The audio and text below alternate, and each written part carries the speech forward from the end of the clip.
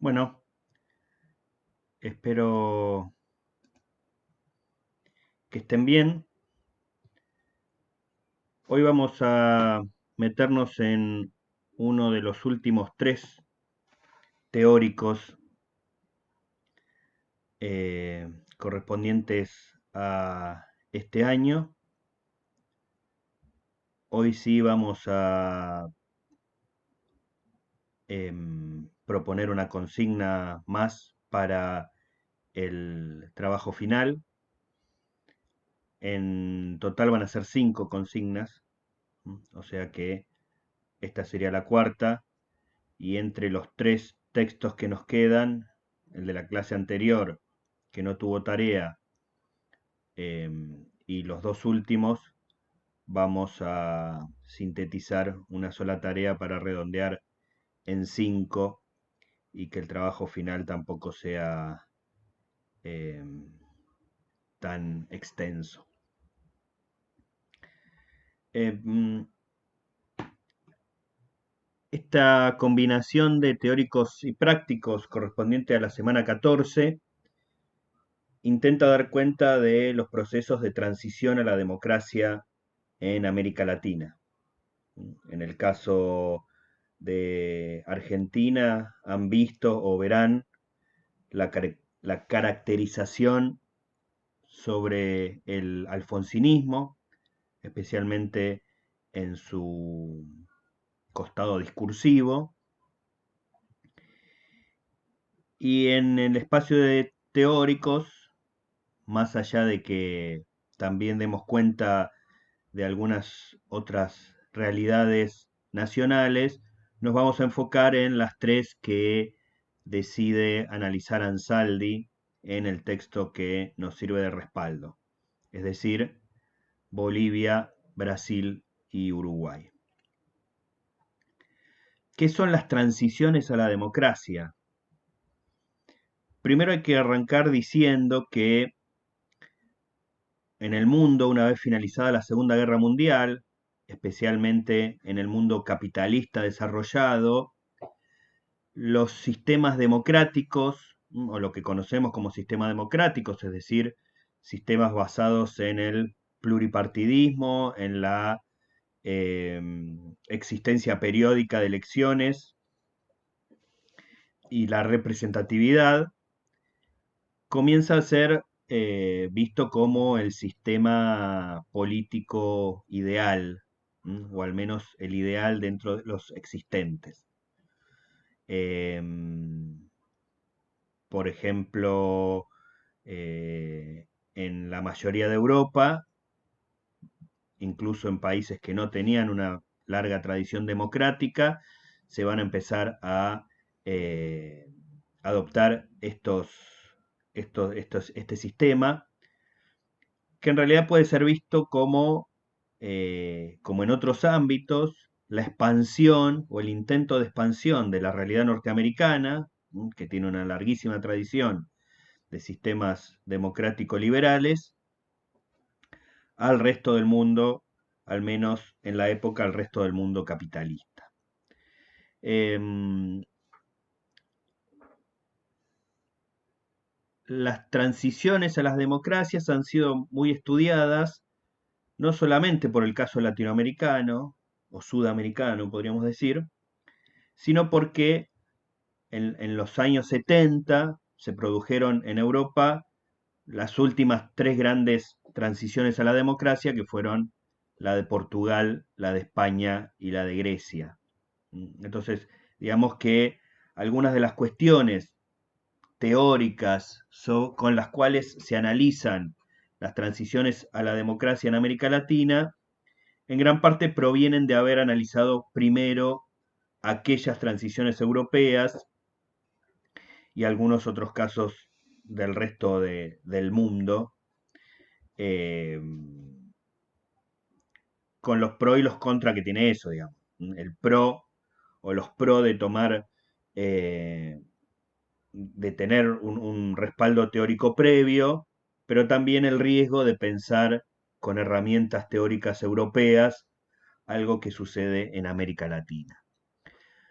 Algunas de estas cuestiones se van a retomar después, a principios de los años 90, con lo que va a ser tomado como las transiciones a las democracias después de la caída de la Unión Soviética y del bloque soviético europeo en Europa y en las diferentes repúblicas que eh, surgieron de la disolución de la Unión Soviética. Las 15 repúblicas que surgieron a partir de la disolución de la Unión Soviética.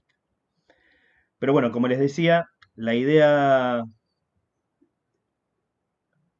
específica de este encuentro tiene que ver con ver las transiciones a la democracia en general en América Latina y hacer algunas consideraciones particulares sobre los casos nacionales que caracteriza Ansaldi.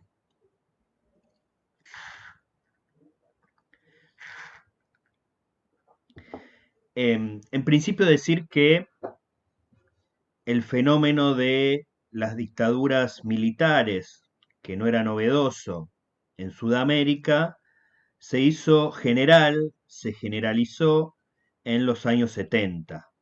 ¿Mm?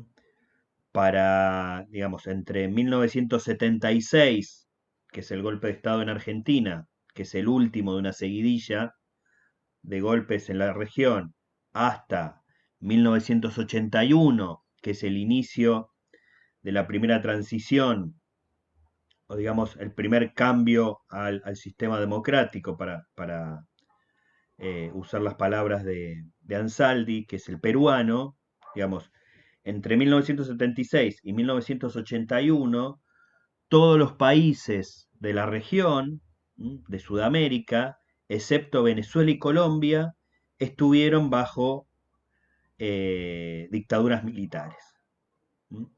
Dictaduras militares con algunas similitudes, pero también con muchas diferencias.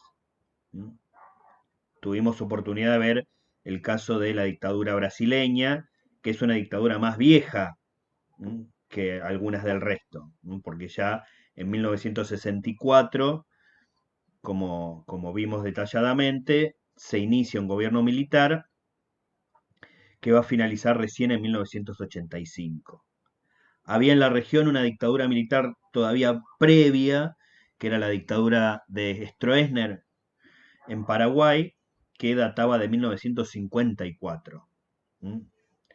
Y que recién también a mediados de a fines de los 80 en realidad, va a dar paso a un gobierno democráticamente elegido. Em,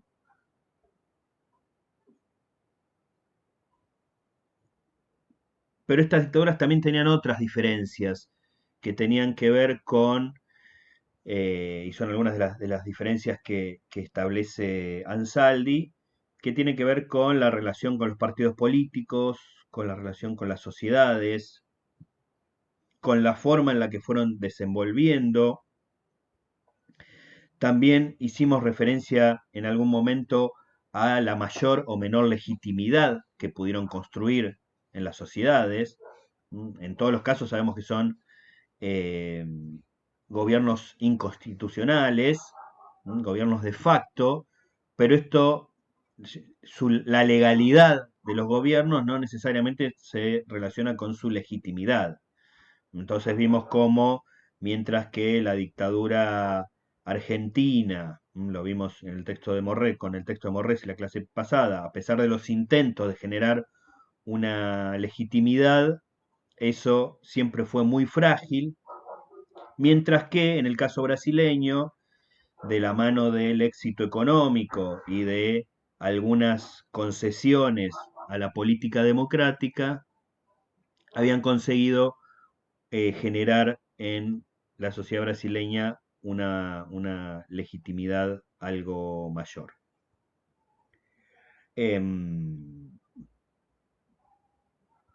Si tienen ganas de ver más detalladamente esta cuestión de las dictaduras latinoamericanas, las dictaduras del cono sur, hay una lectura complementaria que hace referencia sobre todo a Brasil, Chile, Uruguay y Argentina, que aparece como lectura complementaria del teórico 13, o sea, del teórico anterior, y es un material que aparece en el Atlas Histórico de América Latina y el Caribe, eh, producido por el Centro de Estudios de Integración Latinoamericana de la Universidad Nacional de Lanús.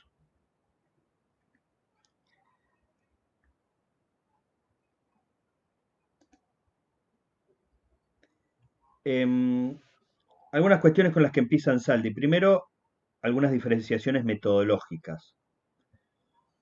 Él separa tres conceptos distintos. Uno sería el cambio de régimen político, que es simplemente el momento en el cual se dejan de lado el poder dictatorial para comenzar con un sistema basado en elecciones democráticas y transparentes periódicas. Eso de alguna forma podríamos decir que es de un día para el otro, es decir, cuando deja de estar el país bajo un régimen dictatorial para estarlo bajo un gobierno elegido democráticamente. Otra cuestión distinta, dice Ansaldi, es hablar del primer gobierno democrático, que es la extensión de tiempo en la cual el primer presidente constitucional y elegido democráticamente, Alfonsín en el caso argentino, Sanguinetti en el caso uruguayo, eh, Sarney, Tancredo Neves y Sarney en el caso brasileño. Como habrán visto en el texto, Tancredo Neves es elegido presidente, pero fallece antes de asumir, por eso el primer presidente constitucional realmente efectivo en Brasil fue su vicepresidente, el vicepresidente de la fórmula José Sarney. Y otra cosa distinta, distinta al primer gobierno democrático, distinta al cambio de sistema político, es la transición a la democracia. Ese es un proceso más amplio que se inicia todavía durante la dictadura, es decir, una de las características de la transición es que se inicia en dictadura y que después tiene un periodo de tiempo que ya no es tan fácil de establecer. Ansaldi dice, sin dudas, es más largo que el primer gobierno democrático. No alcanza con decir que hubo todo un gobierno democrático de una extensión variable de acuerdo a las constituciones de los países, 4 años, 5 años, 6 años en esa época, en el caso de Alfonsín, por ejemplo, antes de la reforma constitucional del 94, sino que va más allá. ¿Hasta qué momento?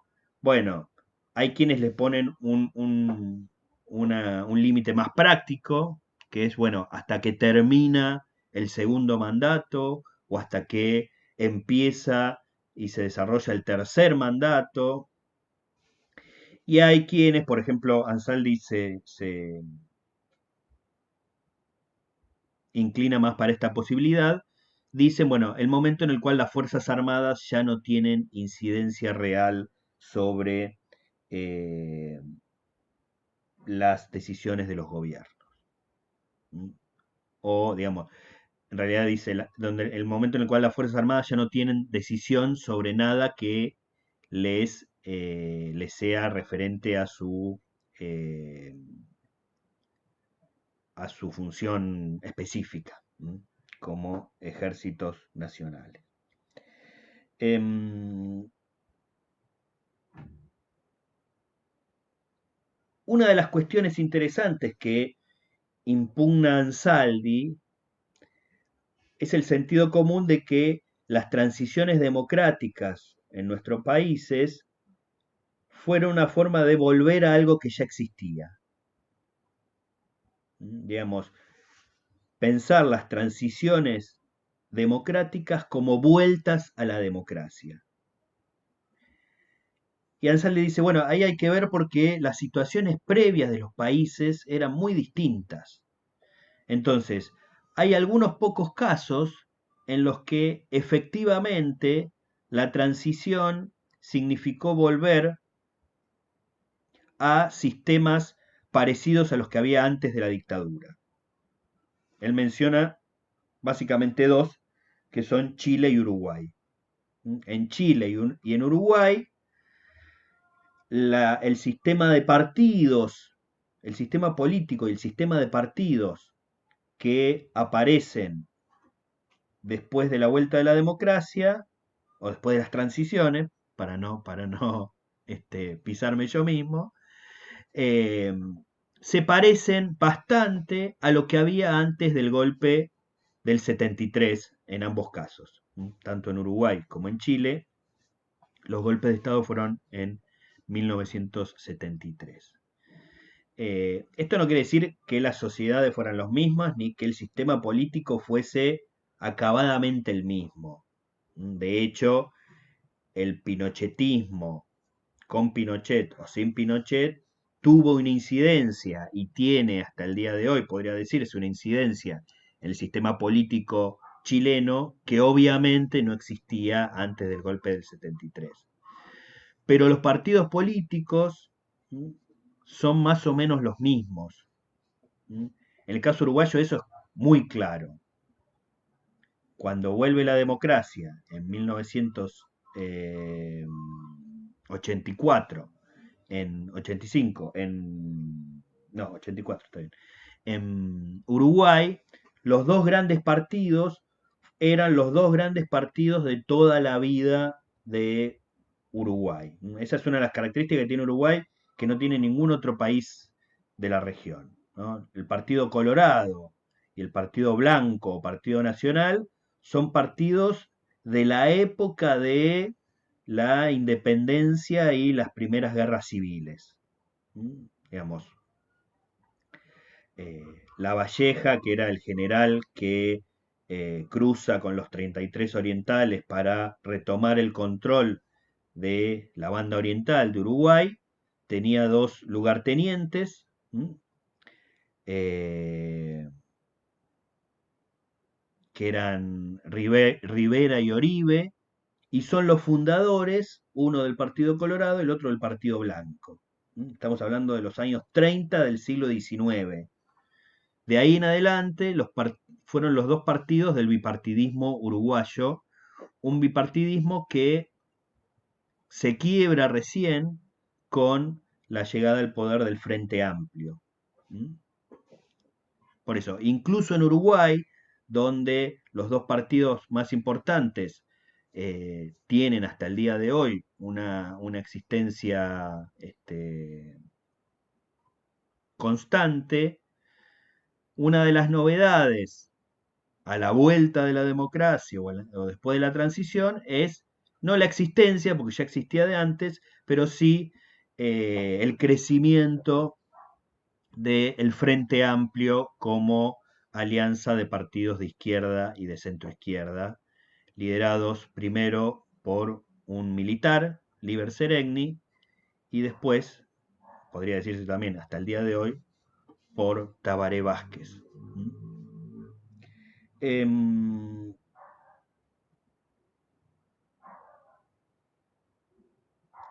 En el resto de los países del Cono Sur, la situación fue muy distinta.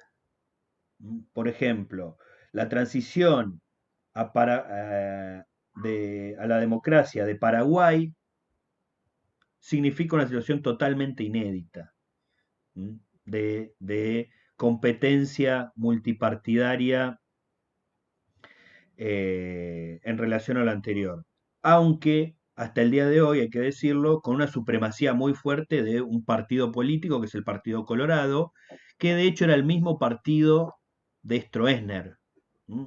Stroessner era un dictador, su gobierno era un gobierno militar, pero él era parte de un partido político, que es el Partido Colorado, que es al día de hoy el partido más importante de Paraguay y el que ha gobernado Paraguay todo el tiempo, salvo alguna excepción muy específica, hasta el día de hoy. En el caso de Bolivia también, dice Ansaldi, Bolivia se encuentra con un sistema multipartidario que no había tenido y de elecciones periódicas y razonablemente transparentes que no había tenido hasta la transición. En el caso de Argentina, el sistema de partidos es parecido, pero lo que aparece como nuevo es una competencia mantenida en el tiempo. Digamos, los partidos políticos argentinos durante mucho tiempo siguieron siendo los del clásico bipartidismo argentino, el Partido Radical, el Partido Peronista, de alguna forma lo son hasta hoy, aunque hay otro partido que es el que expresa más claramente a la derecha, que es el PRO, pero bueno, en alianza con el radicalismo. Digamos, no son los partidos tanto la novedad, sino eh, que hay una aceptación de los juegos, de las reglas de juego democráticas y se mantiene en el tiempo esa institucionalidad. Digamos, ustedes vieron que cuando vimos la política argentina de los años del siglo XX, casi no hay, diría que no hay, eh,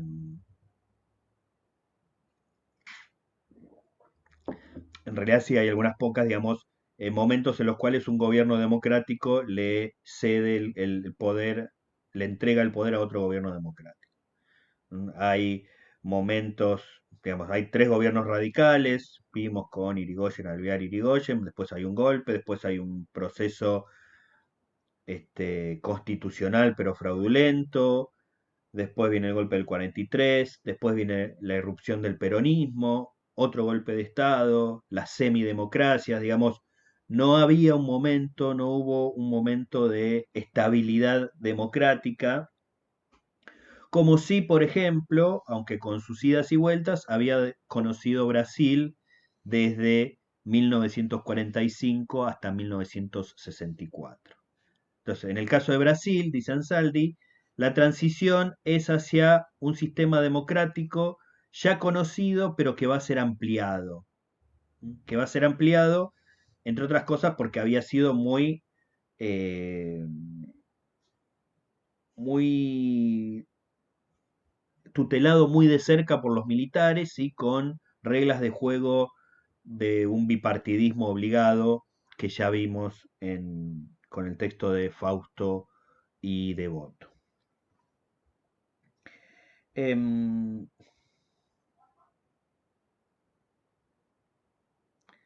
a eso se suma algunas cuestiones externas a las democracias y que hicieron que estas transiciones fueran complicadas y tiene que ver básicamente con las penurias económicas y el estallido de lo que se conoció como la crisis de la deuda externa.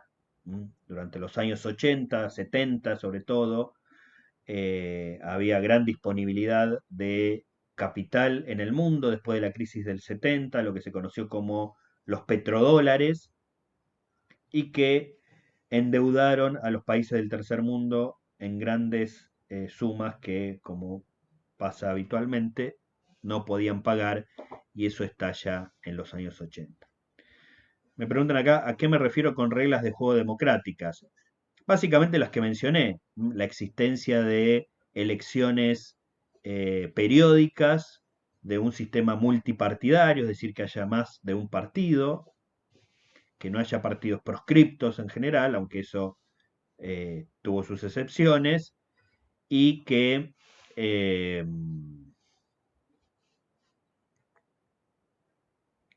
que el juego de la democracia liberal representativa sea aceptado por la mayoría de los actores políticos. ¿Mm? Entonces,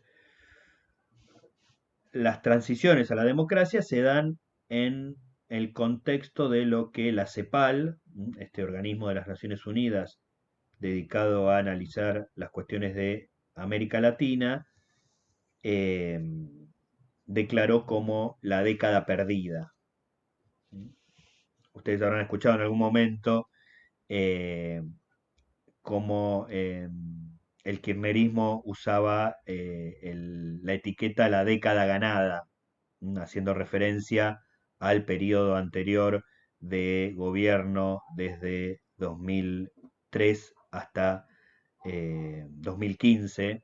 Bueno, esa idea de la década ganada era un poco un juego de palabras con respecto a esta otra idea de los años 80 de la década perdida, donde la CEPAL decía que América Latina no había podido conseguir prácticamente ningún logro económico, que había logrado generar con cierto éxito las transiciones a la democracia, pero que eso no había ido acompañado de logros económicos.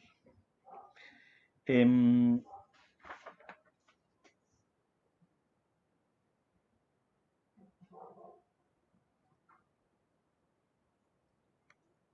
una de las cuestiones importantes a la hora de analizar estas transiciones es ver cuál fue la capacidad de las Fuerzas Armadas de imponer condiciones a la entrega del poder, ¿no? Las transiciones tienen que ver con eso, con el momento en el cual las Fuerzas Armadas deciden que van a devolverle el poder a los civiles.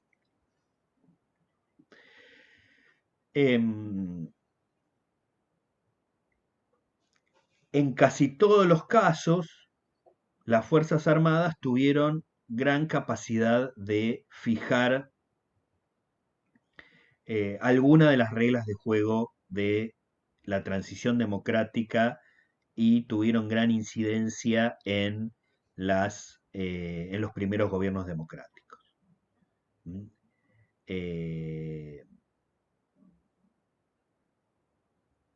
el caso, digamos, las dos excepciones a medias, pero son las excepciones que marcan Saldi, son las de Brasil y Argentina, donde las dictaduras colapsan, es decir, tienen un final abrupto porque ya no pueden mantener gobernabilidad. Esto lo habíamos visto para el caso argentino, expresado por Fausto y Devoto, cuando hacían la diferencia entre la larga dictadura brasileña y las dos dictaduras argentinas iniciadas en 1966 y 1976.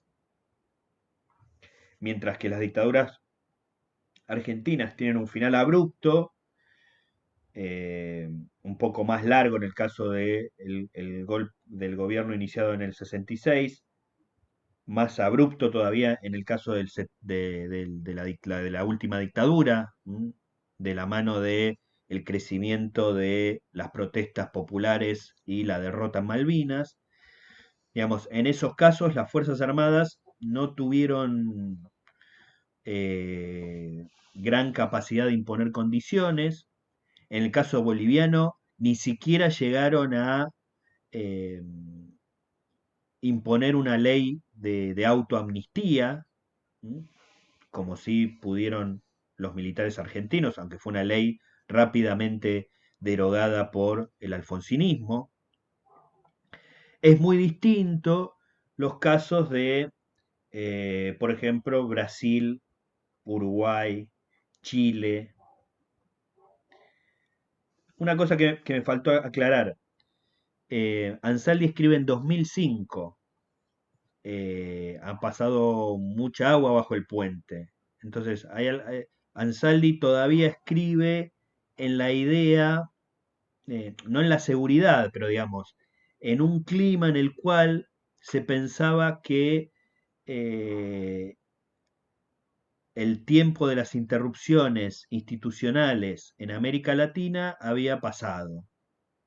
Digamos, no es que haya una mirada ingenua en Ansaldi, pero digamos, ni que niegue que había que estar siempre atento a esas posibilidades, pero no tenía, como sí tenemos hoy, tantos casos que desmientan esa cuestión. ¿Mm? Digamos, eh, hemos tenido interrupciones institucionales, no con la forma de los clásicos golpes de Estado, pero se puede decir que salvo en eh, el, salvo en los tres países del extremo sur, Chile, Argentina, Uruguay, en todo el resto, algún caso de interrupción eh, forzada de, de gobiernos constitucionales ha existido. Alguien podría decir que en Argentina el caso de la Rúa también podría ser contado desde en ese lugar. A mí me parece que no, que ahí es distinto, ahí tiene que ver con sí una interrupción institucional, pero que tiene que ver sobre todo con la pérdida de legitimidad de un gobierno por la presión popular. ¿Mm? Entiendo que puede ser discutible, pero eso no lo podría, no lo asimilaría a otros casos más evidentes como eh, el golpe contra Lugo en Paraguay, el golpe contra Dilma y la proscripción de Lula en Brasil, y el golpe, la renuncia forzada por las Fuerzas Armadas de Evo Morales en Bolivia, que inició un gobierno de facto que iba a quedarse poco tiempo y con el que todavía convivimos al día de hoy. ¿Mm? Em,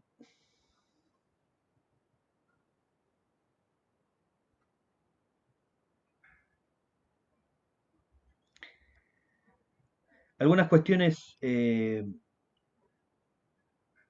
generales que también marcan Saldi es la idea de que no puede desconectarse esta situación de golpes de Estado generalizados o de gobiernos militares generalizados para en la década del 70 de la adopción por parte de las Fuerzas Armadas de la región de la doctrina de la seguridad nacional, que hemos mencionado en algún momento.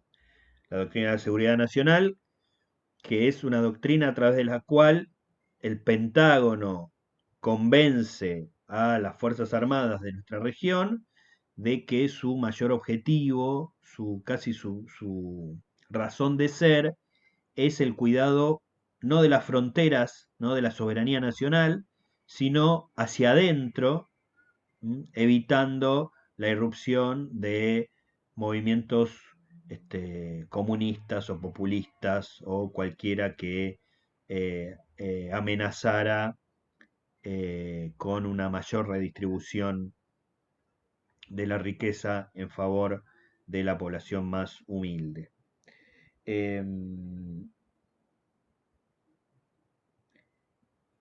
Pero a pesar de que todas las Fuerzas Armadas de la región estuvieron imbuidas de esta doctrina, eso no significó que la situación con respecto a los partidos políticos fueran igual.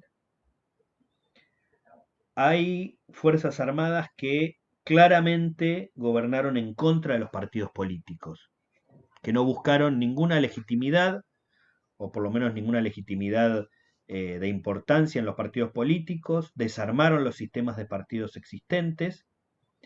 Ese es el caso de las dos dictaduras más temibles de la época, como fueron la chilena y la argentina, por lejos la de mayor proporción de represión sangrienta hacia sus pueblos. Eh, el caso de Uruguay es distinto, es muy particular, porque el golpe de Estado del 73 mantuvo al presidente que estaba, al presidente del Partido Colorado, Bordaberry. De hecho, eso genera un neologismo. Cuando se habla de bordaberrización de la política, es cuando se mantiene un presidente, pero ese presidente, digamos, pero se cambia el sistema de gobierno. Digamos, es un presidente que había sido elegido por el voto popular, que tenía un Congreso funcionando y el resto de las instituciones democráticas, y sigue siendo presidente, pero su poder ahora es mantenido por las Fuerzas Armadas. Algo similar pasó en el año 2000 con Fujimori en Perú. Hay una suerte de autogolpe, de mantenerse en el cargo, pero cambiando las instituciones y cerrando las instituciones de la democracia. ¿Mm? Por eso, por ejemplo, si ustedes buscan en Google transición a la democracia en Perú, es más posible que encuentren artículos que hablen de los años 2000, es decir, cuando después de la caída de Fujimori se recupera a medias, porque es un sistema terriblemente frágil. De hecho, todos o casi todos los presidentes peruanos de las últimas décadas han terminado presos, o en el caso de Alan García, directamente eligió suicidarse antes que enfrentar a la justicia. Digamos, pero en Perú tenemos otra transición democrática que es más cercana en el tiempo y más particular. De hecho, es posible que Ansaldi no haya elegido el caso peruano por esa complicación, ¿sí? Porque de hecho es el primero de los países que vuelve o que comienza su transición en los años 80, pero después tiene un bache que también nos sirve para dar cuenta de esto que decíamos, de cómo eh, la idea de que después de las transiciones la democracia estaba asegurada en América Latina es una transición, es una idea que está en dudas, lamentablemente en nuestra región.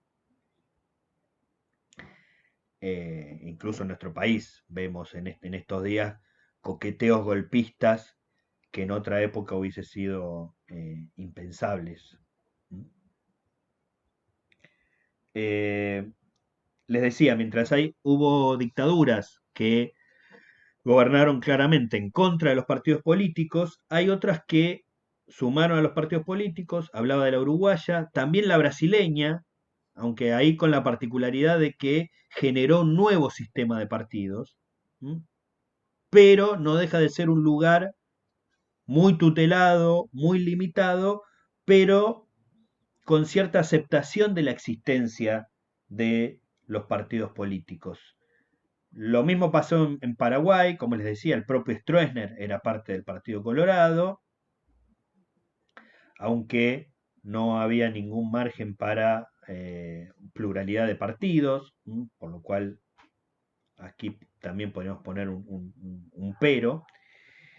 Y en el caso boliviano es de los más complicados, digamos. Banzer inicia la dictadura del 71 con participación partidaria, pero esa participación partidaria queda cada vez más alejada y termina siendo una dictadura militar bastante convencional. Em,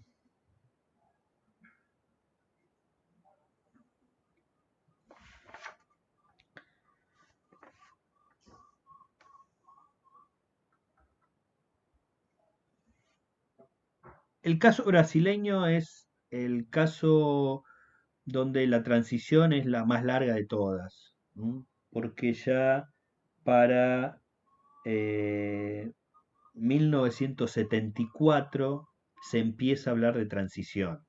Claro, estamos hablando de una dictadura que ya lleva 10 años en el poder.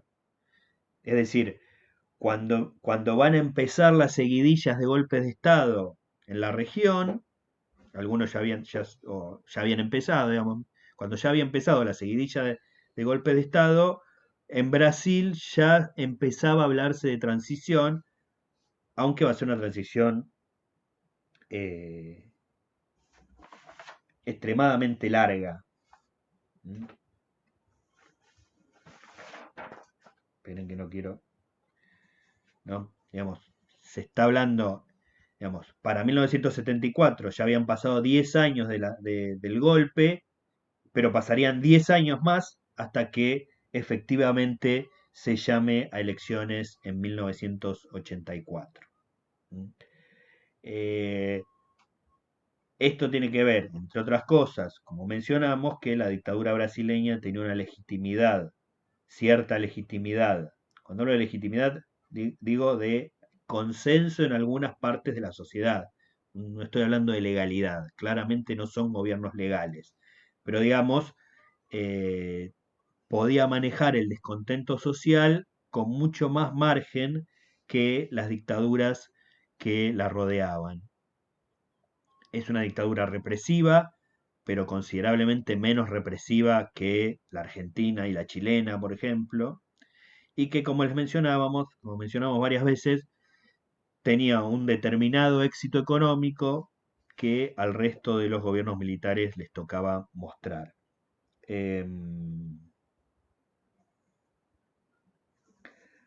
Para 1982, eh, en Brasil ya hay elecciones directas para gobernador, algo que antes no existía. Se empiezan a habilitar otros partidos, además de los dos partidos que estaban contemplados por el eh, gobierno militar. Es el momento en el cual nacen los partidos que existen hoy en Brasil, partidos que en general son más regionales que nacionales, pero el Partido de los Trabajadores de Lula, el Partido del Movimiento Democrático Brasileño, eh,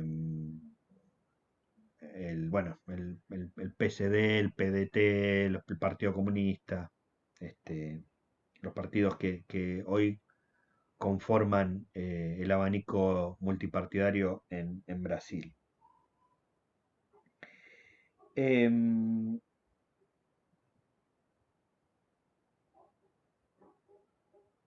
Esto genera digamos, en esa elección de gobernadores hay una doble situación. Primero que hay gobernadores opositores, ganan varios partidos del PMDB y también Leonel Brizola, que era del PDT, un ex ministro de Vargas que hemos mencionado en algún momento, por lo cual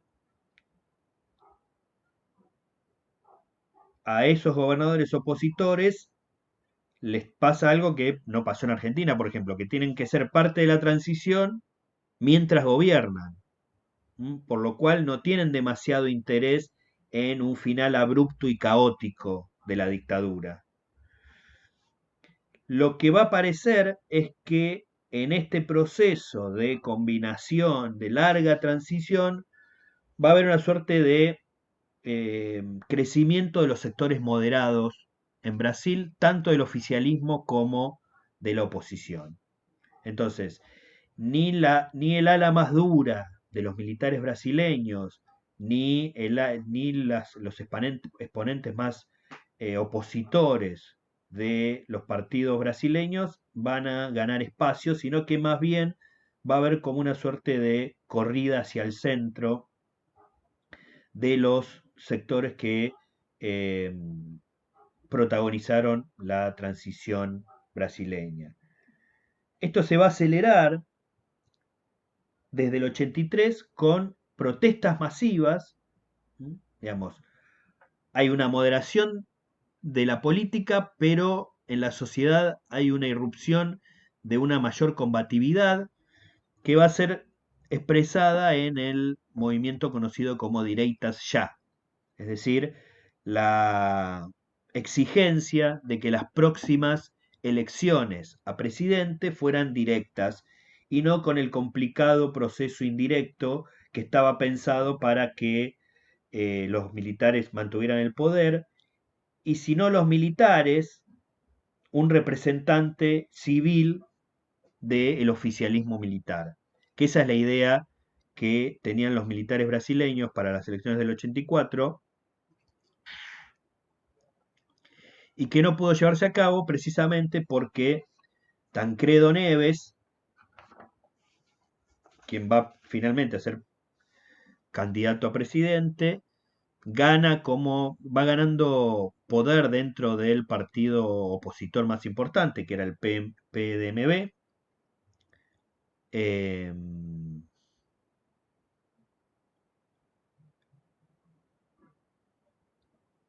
y va a hacer una alianza con parte del sector que hasta ese momento era oficialista, es decir, cercanos a los militares, el eh, Partido Liberal de Sarney. Sarney. Sarney había sido un político civil cercano a la dictadura, que rompe a último momento, que termina siendo candidato a vicepresidente y que con la muerte de Tancredo Neves, como les comentaba hoy, termina siendo el primer presidente democrático de esta etapa en Brasil. Entonces, la paradoja es que la movida de Tancredo Neves aborta la posibilidad de que un oficialista civil llegue al poder, pero su muerte termina poniendo en ese lugar a alguien que hasta hace poco tiempo también había sido oficialista.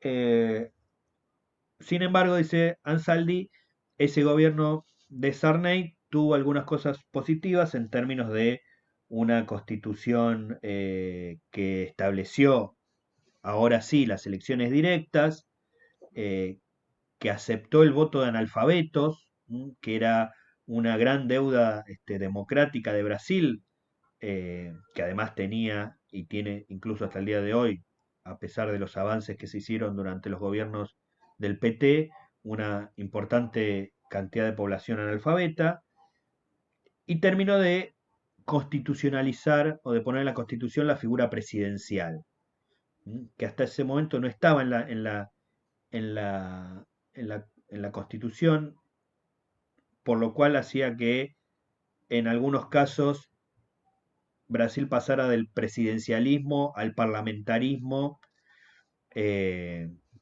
por una cuestión simplemente de leyes, y no con una reforma constitucional como se supone que se hacen cambios de tanta profundidad. Eh, el caso de Bolivia es particular. Voy a compartirles una pantalla para ver algunas cuestiones que me parecen interesantes. Fíjense, ese es un listado de presidentes de Bolivia desde 1952 hasta 2006. Lo extendí hasta el 2006, hasta el 2010 en realidad, para que aparezca la figura de Evo Morales, que me parece que es la que realmente es disruptiva en la construcción de una nueva institucionalidad política, pero sobre todo de un nuevo compromiso social del Estado boliviano. Eh, como les decía, la transición, o por lo menos lo que dice Ansaldi, es la transición a la democracia a partir de 1982 en Bolivia es una novedad. No había existido algo equivalente. Pero a pesar de que eso es una novedad, no son novedosos los nombres. Fíjense, arriba de todo tienen la seguidilla de Paz Estensoro y Siles Suazo, en lo que fue la Revolución Boliviana encabezada por el Movimiento Nacionalista Revolucionario en 1952. El MNR nace y la Revolución del 52 es una revolución que se inicia, podríamos decir, como populista en un momento justo antes de que, perdón, los populismos empiecen a entrar en desgracia en la época, en la región. Piensen que en 1950, en 1954 se suicida Vargas, en 1955 es el golpe contra Perón. Entonces el MNR se inicia como un populismo, después va girando hacia posiciones más conservadoras y es derrocado por un golpe de Estado en 1964, en el mismo año que es el golpe en Brasil. Eso va a iniciar una seguidilla de gobiernos de facto, con algún paréntesis constitucional muy, muy breve, y recién en el 82 vuelve con la transición a la democracia los gobiernos democráticos. Como le decía, no es que vuelven, sino que más bien, como dice Ansaldi, son una novedad para Bolivia. Pero miren los golpes no, miren los nombres. Los nombres de los primeros presidentes son los mismos que habíamos visto. Hernán Siles Suazo, Víctor Paz Estensoro, Jaime Paz Zamora, que no había sido presidente antes, pero que era parte de la oposición al MNR, o sea, era una figura que también venía de una actividad política previa y que además había jugado varias veces en alianza con el MNR.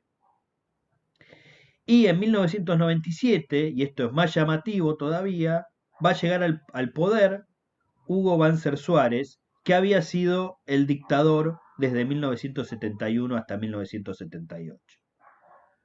Entonces, eh, en esa época empiezan, digamos, esta transición a la democracia es una transición más bien de corte neoliberal, tempranamente, más tempranamente que en otros lugares de América Latina,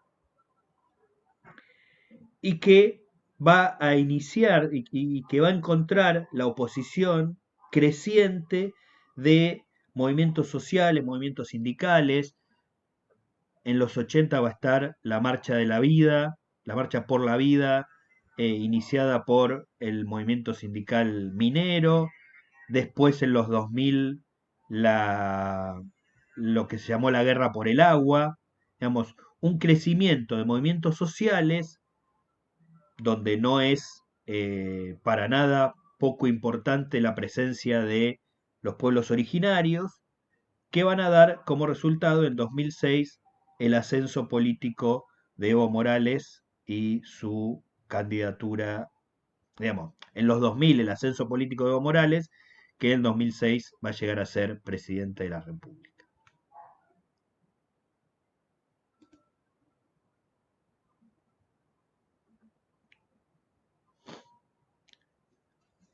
¿Alguna pregunta hasta ahí? ¿Alguna cuestión que haya quedado, que no haya quedado, sobre la que hayan quedado dudas?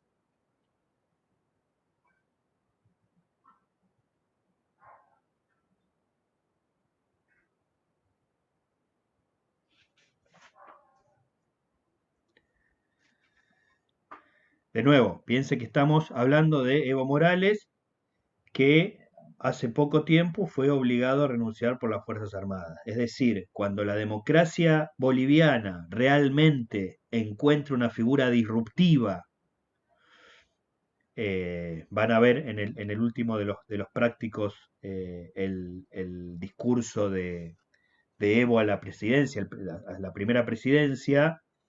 Cuando realmente hay una figura disruptiva, la respuesta del sistema es un golpe blando, lo que se conoce como un golpe blando, eh, aunque en el caso boliviano hubo una clara participación de las Fuerzas Armadas, por lo cual lo de blando es bastante relativo.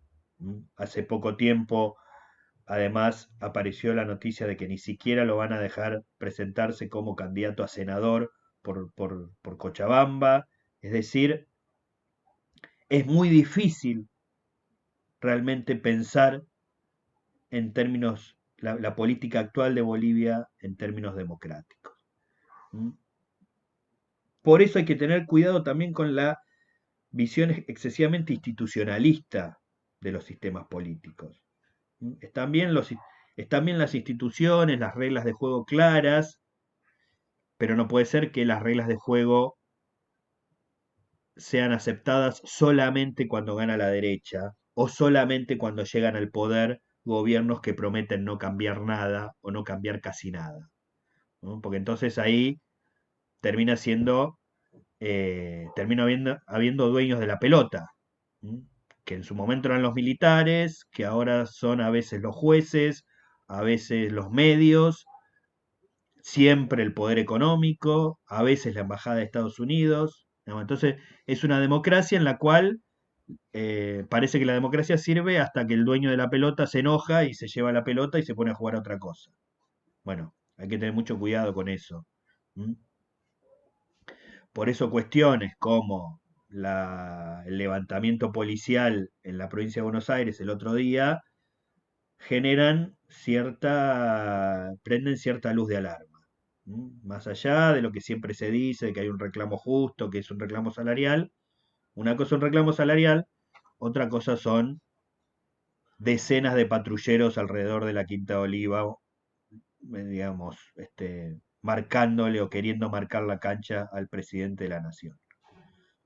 Digamos, eh, sabemos que en Argentina la movilización política, social, sindical es muy fuerte y que en principio es difícil pensar que haya realmente alguna aventura de ese tipo, pero es algo que nunca hay que descartar. ¿M? Em, el caso de Uruguay es interesante. Digamos, en principio, lo que dice Ansaldi es que es una transición en la que sí se puede pensar que es una vuelta a la democracia.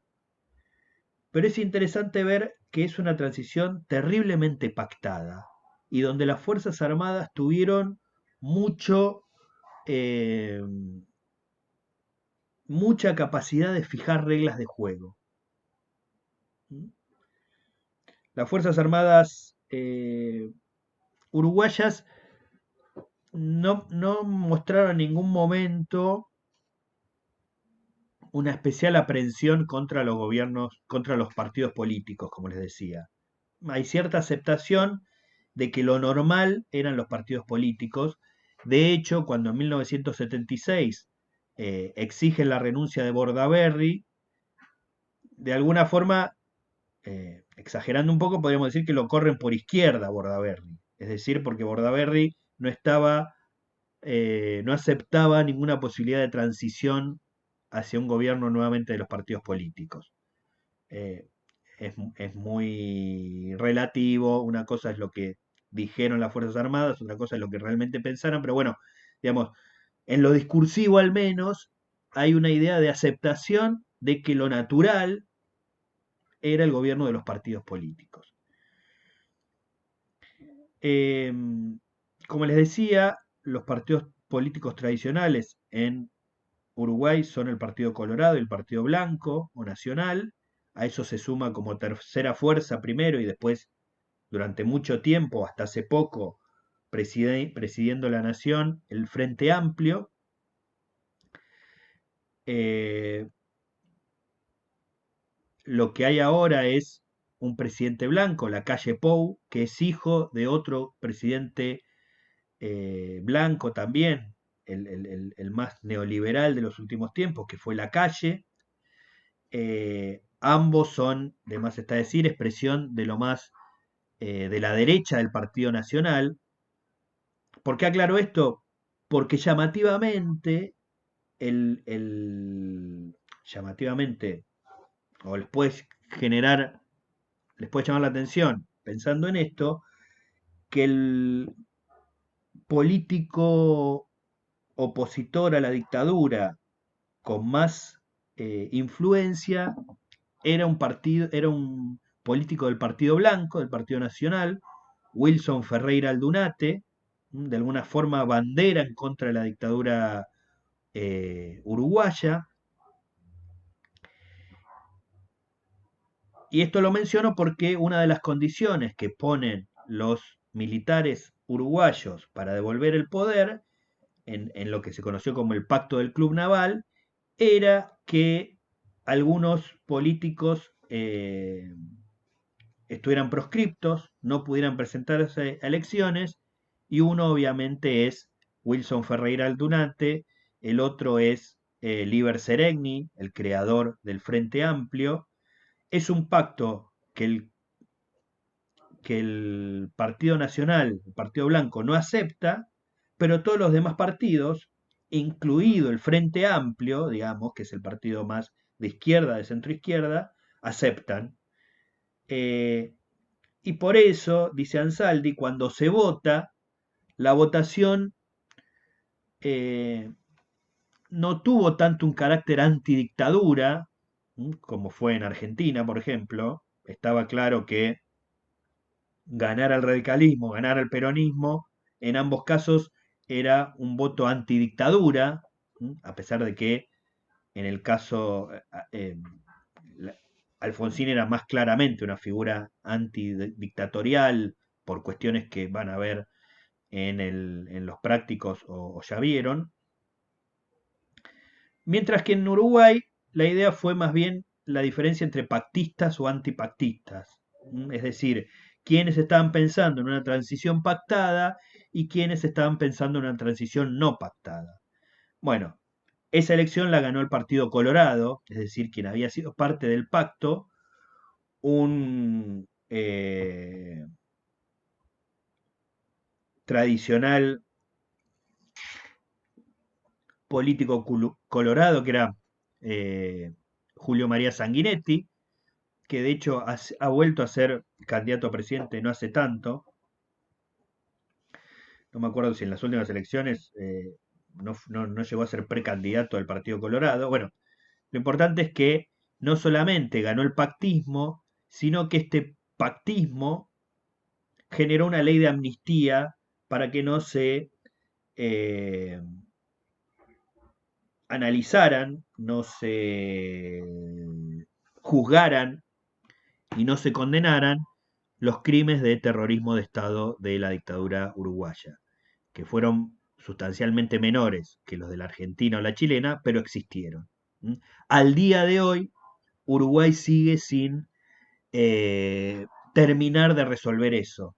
Todavía hoy hay una ley de amnistía que además, y esto es muy llamativo, fue aceptada por plebiscito popular, es decir, la mayoría de la población uruguaya votó a favor de esa ley de amnistía, y como decía, es el día de hoy que las víctimas y familiares de las víctimas siguen buscando eh, justicia en Uruguay.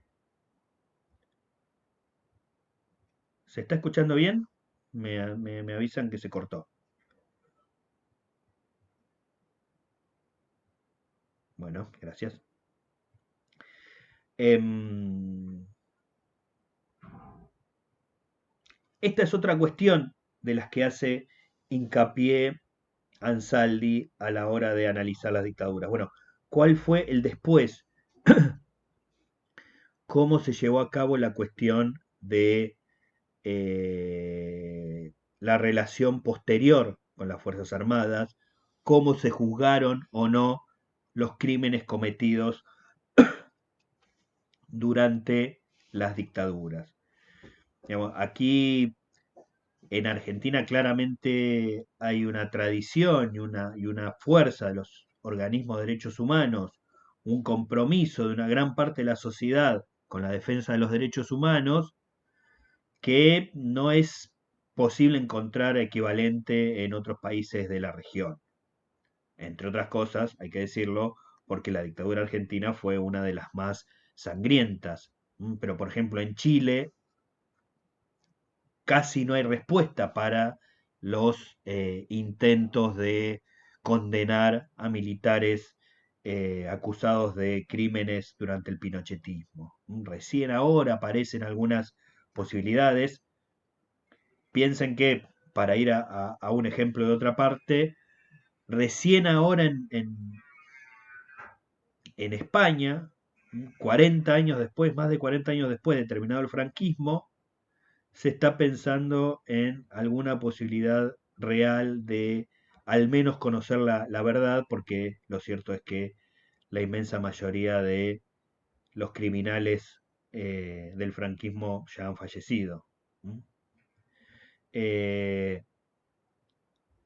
Y y también hay que decir que aún en Argentina, con la gran movilización en favor de los derechos humanos y el gran compromiso de una parte importante de la sociedad, no escasearon los intentos de impunidad, como los de la ley de obediencia de vida y punto final, los indultos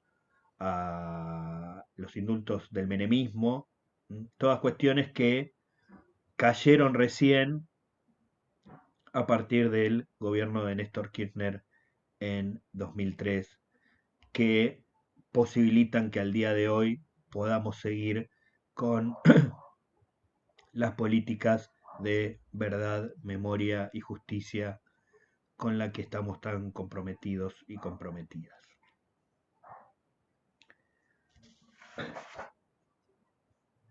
Bueno, perdón. En este marco de los que les estuve comentando y siempre con el texto de Ansaldi como columna vertebradora de este teórico, la tarea que les pido para que vayan haciendo y que va a ser parte del trabajo final es una tarea simple. Simplemente les pido que eh, construyan 4 frases de comparación de las transiciones de Bolivia, Brasil y Uruguay. Es decir, en las frases, eh, los 3 países tienen que estar mencionados en al menos una de esas frases, y frases en las cuales comparen similitudes o diferencias, ¿no? Entonces puede decir, bueno, mientras que en Brasil la transición tal cosa, en Bolivia o Uruguay, o Bolivia y Uruguay tal otra. O en los 3 países tal otra cosa, o tanto en Brasil como en Uruguay pasó XXX. ¿Se entiende? Son 4 frases propias, armadas con palabras propias, no con citas del texto, pero basadas en lo que Ansaldi nos cuenta de las transiciones. Recuerden que las transiciones es el periodo largo que incluye los últimos tiempos de la dictadura militares y los primeros tiempos de los gobiernos democráticos. ¿Mm? Es una tarea sencilla, no es muy extensa. eh, Traten de realizarla con la mayor profundidad y originalidad posible dentro de todo, y cualquier duda que pueda surgir me consultan a través de la mensajería de Aulas Web o a mi mail personal. Pregunto nuevamente si hay alguna duda de lo que estuvimos mencionando hoy, comentando hoy.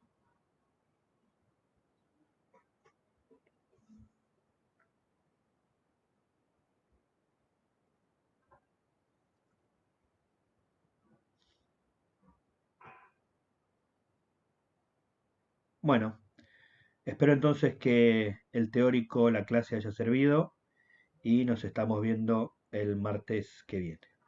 Saludos.